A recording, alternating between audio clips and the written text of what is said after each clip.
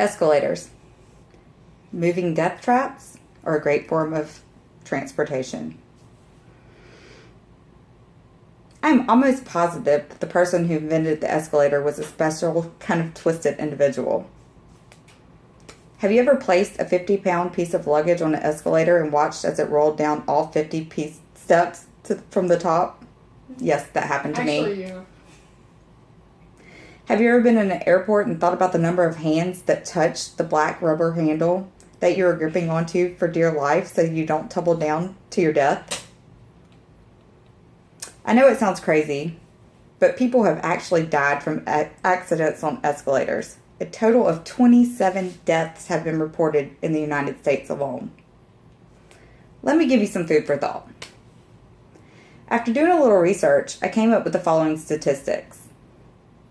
There have been a total of 7,000 escalator reported injuries in the United States. The majority of these injuries were related to people falling. Can you imagine someone falling down an escalator on you? The thought of it alone makes me want to cry a little bit.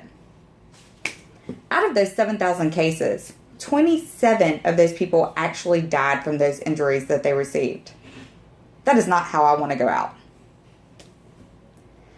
Now, I'm pretty sure my fear of escalators came from my mom telling me that I didn't want to play on them because my shoestring was going to get stuck and I was going to get sucked in. As I've grown, I've found that there are so many other reasons not to use these moving stairways to heaven.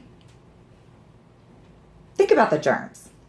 Have you ever watched people and how disgusting they are when they have colds?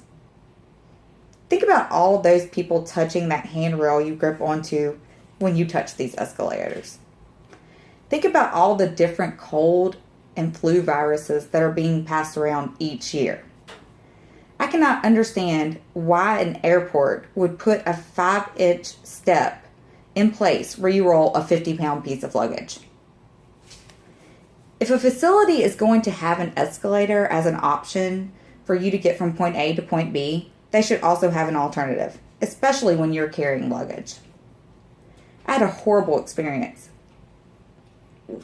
when staying at the Caesars Palace in Atlantic City a few years ago for work. After managing to get my 50-pound rolling piece of luggage onto the 5-inch step of the escalator without injuring any of the other passengers around me, I felt as though I had made a huge accomplishment. Unfortunately, I almost ended all of their lives when I made it to the top step and my bag toppled off of the step and rolled all the way down all 50 steps to the end. There should always be an elevator option in these cases. I'm pretty sure the escalators should be eliminated altogether. I know that some of you feel like I'm overreacting, and I'm totally okay with that. I do ask that if you meet someone who shares my view, that you never laugh at them when it takes an extra 3 minutes for them to make that first step onto the escalator. Are you going to look at an escalator the same the next time you're faced with one? Probably not.